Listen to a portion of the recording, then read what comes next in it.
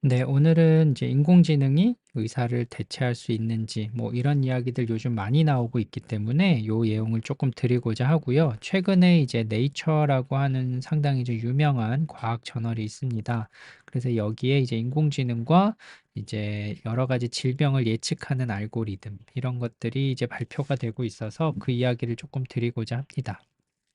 얼마 전에 제가 이제 설문조사를 좀 한 적이 있습니다. 저희 그 채널에서 설문조사를 좀 했고요.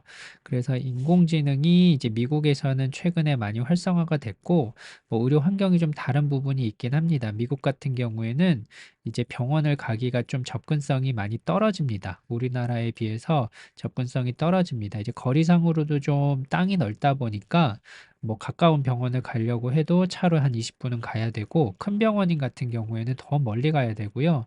그리고 이제 의사를 예약하고 보는데 이제 비용도 많이 들고 보통 예약하고 보는 데까지도 뭐 하루 이틀 걸리고 이런 문제들이 있다 보니 이제 편하게 인공지능이나 여러 가지 스마트폰 앱 등을 통해서 의료 상담을 받는 것들이 어느 정도는 우리나라보다 좀 활성화가 되어 있습니다. 뭐 거기에 대한 정확도라든지 법적인 책임 요런 부분까지는 제가 아직 정확히는 모르겠지만 실제 이제 앱을 깔고 사용하는 데는 이제 훨씬 우리나라보다 좀 자유로운 것으로 되어 있고요. 그래서 이제 구글에서는 요즘 뭐 챗 GPT라고 이제 대화형 이제 생성형 인공지능이 많이 나오고 있는데 이것들을 이제 의료 분야에 좀 그 특화를 한 겁니다. 그래서 의료적인 상담을 했을 때 이 앱이 대답을 해주고 앞으로의 계획을 얘기해 주는 처방을 해 주는 정도의 수준까지 됐는데 이제 최근에 이제 네이처에 나온 것은 이 구글에서 미국 의사 시험을 테스트를 해 봤더니 실제 60점 정도면은 통과가 되는 합격률인데 보통 90점 정도에 육박하는 점수가 나왔다고 합니다. 그러니까 이제 미국 의사 국가고시를 통과할 정도의 실력을 갖춘 거죠. 그렇다라고 하면 앞으로 이제 우리나라에도 이런 것들이 추후 도입이 된다라고 했을 때 사용을 할 것인지 요런 것들을 좀 여쭤봤는데요. 신뢰가 가지 않아서 사용하지 않는다는 것보다는 실제로 좀 해 보겠다. 요런 의견들이 좀 많았습니다. 물론 이제 좀 병원에서 다시 확인을 해 봐야 되겠다. 뭐 요런 것들이 좀 많기는 했는데 전반적으로 이제 한번 써 보겠다. 그리고 요런 것들을 한번 활용해 보겠다는 의견들이 좀 많았습니다. 그래서 요 결과를 잠깐 보여드리면 요런 것들은 이제 의학적인 여러 가지 이제 퀘스천들입니다. 뭐 영어로 되어 있긴 하지만 제가 간단하게 좀 설명을 드리려고 하고요. 그중에서 이제 오른쪽에 있는 것이 이제 USML이라고 하는 것이 미국 의사 국가고시 시험입니다. 그래서 어떤 퀘스천 환자에 대한 케이스를 주고 어떻게 하겠냐, 진단은 어떻게 할 것이고 치료는 어떻게 할 거냐 이런 것들을 이제 물어보는 형식이 이제 주된 내용이고요. 그랬을 때 이제 답변을 하는 겁니다. 실제 의사 국가고시를 보는 학생들이 답변하는 것뿐 아니라 컴퓨터가 이제 AI가 답변을 하는 거죠. 이런 것들을 테스트를 해봤을 때 보시는 것처럼 여러 가지 알고리즘이 인공지능 알고리즘이 있었습니다. 그런데 보면 이 날짜가 그렇게 간격이 옛날이 아닙니다. 한두 달 사이에 2022년도에만 이런 여러 가지 알고리즘이 발표가 되었고요. 우측에 보시면 이게 정확도입니다. 시험을 테스트했을 때의 정확도를 보면 초기에는 한 30점 정도밖에 되지 않았는데 불과 2년, 2022년도만 해도 3월, 10월, 12월 몇 개월 사이에 정확도가 50%까지 올라갔고요. 최근에 이제 2022년 12월에 이제 매드팜이라고 하는 것이 역시 구글에서 첫 이제 발표가 됐습니다. 그때의 정확도가 약 67점. 그러니까 뭐 USMLE 시험을 봤을 때 합격은 하는 턱걸이로 합격하는 수준이었죠. 근데 이제 2023년 3월이니까 불과 4개월 사이에 합격 정확도가 이때 답변의 정확도가 약 86점까지 올라갔습니다. 거의 90점에 육박하기 때문에 뭐 충분히 미국 의사국가고시를 합격하는 수준까지 올라간 겁니다.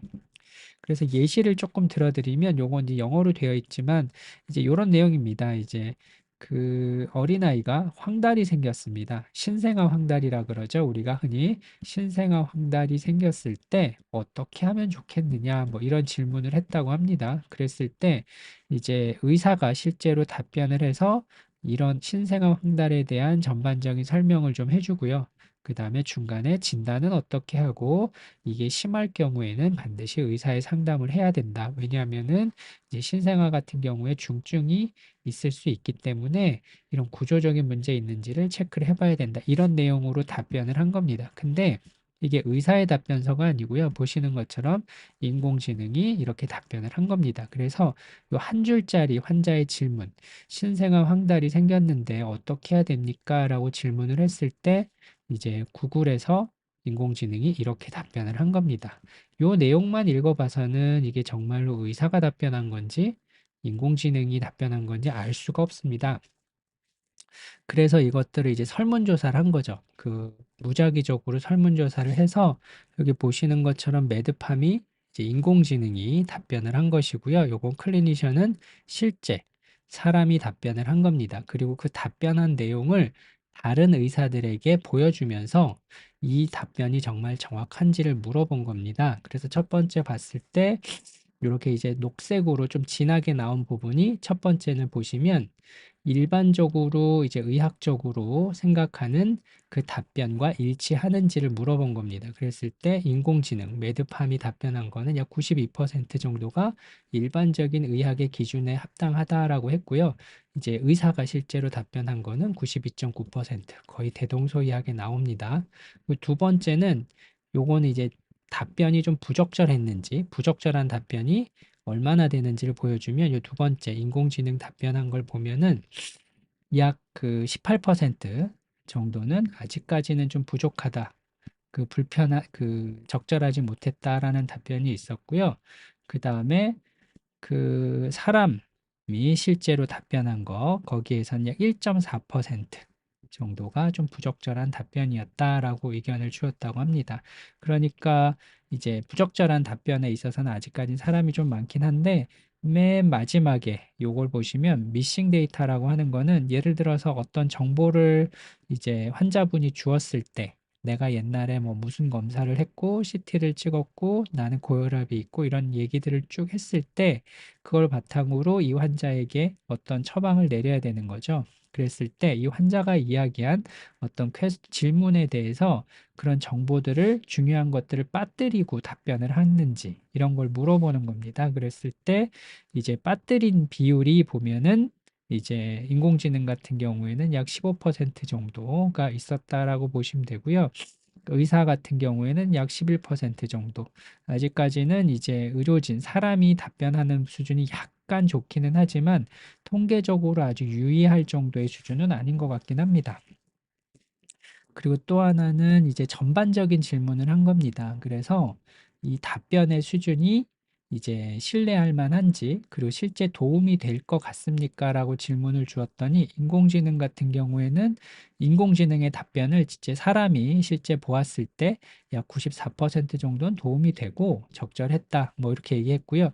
실제 의사가 답변했을 때는 95% 정도 거의 비슷하게 나옵니다. 그리고 또 도움이 됐는지를 물어보는 건데 역시 인공지능이 답변한 답변을 보고 읽어보았을 때 이게 실제 내가 물어본 것에 대한 적절한 답변이었다 라고 한 것이 약 80%, 그리고 사람이 답변했을 때는 약 91%. 아직까지는 조금 인공지능의 답변이 떨어지긴 하지만 이게 불과 4개월 사이에 이렇게 많은 발전 이룬 겁니다. 그러니까 앞으로는 이게 이제 능가할 수도 있는 거죠.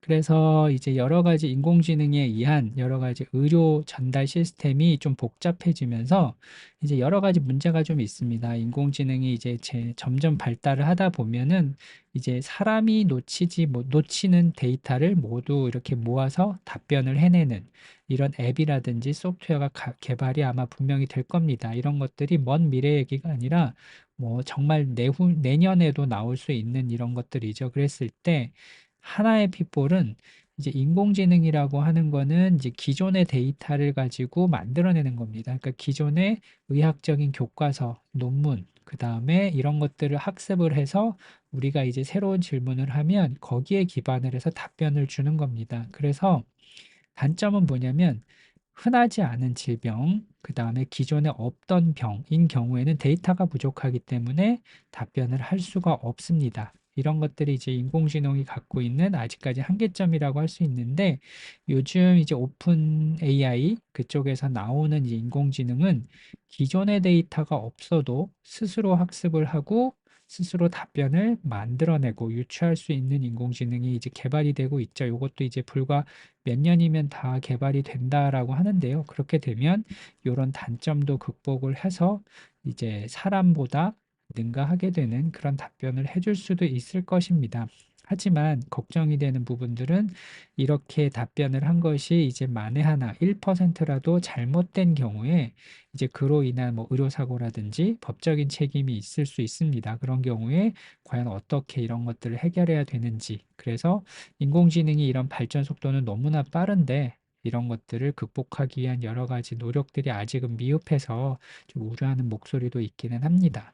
하지만 이제 현실적으로는 이런 것들을 활용하는 것이 이제 현실화되고 있기 때문에 이제 환자분들도 그렇고 이제 특히 의료진들도 어느 정도는 준비를 하는 과정이 필요할 것 같습니다.